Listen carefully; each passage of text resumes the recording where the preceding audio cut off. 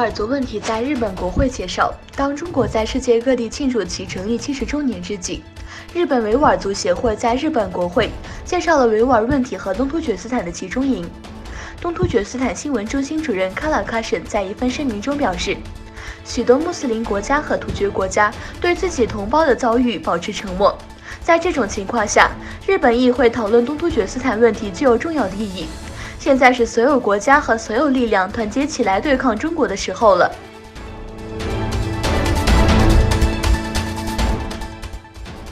在伊斯坦布尔市政府与中国当局签订友好协议以后，伊斯坦布尔当局在伊斯坦布尔的一些轻轨站悬挂了中文站牌。伊斯坦布尔市政府的这一举动引起了土耳其民众的强烈反对。反对的市民指出，在东突厥斯坦数百万维吾尔同胞在集中营里拘押，在这种情况下，伊斯坦布尔的街道上悬挂中文路标是一种背叛。这一现象在社交媒体上也引起了注意。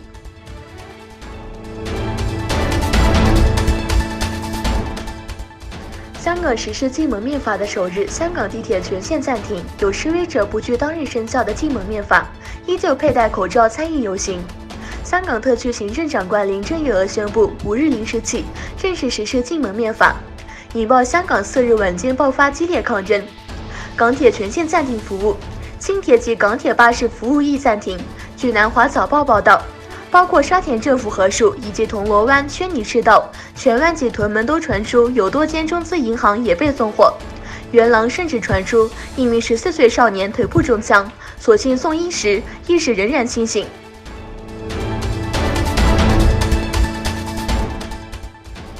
美国和朝鲜官员周六在瑞典斯德哥尔摩重启核谈判，美朝会议于临近斯德哥尔摩的利丁格岛上举行。朝鲜核问题首席谈判代表金明基与美国朝鲜问题特使比根将参加此次无核化工作磋商会议。金明基在平壤驻斯德哥尔摩大使馆外表示，这项磋商未符合我们的期待，最终破局，无任何结果。这完全是由于美国不愿放弃他们的老旧态度。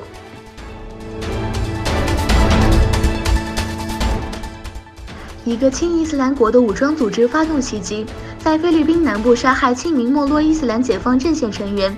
菲南洛军营指挥官格内尔透露，一向以国组织宣誓效忠的蓝老伊斯兰国组织前天袭击莫洛伊斯兰解放阵线位于棉兰老岛中部谢里弗萨安多纳镇附近的一个营地，双方搏火长达数小时。伊斯兰国组织自2014年以来一直试图将渗透菲律宾。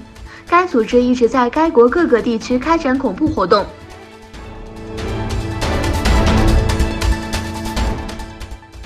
俄罗斯远东撒哈共和国出土了一颗前所未见的钻石，一颗内部嵌有可自由移动钻石的钻石。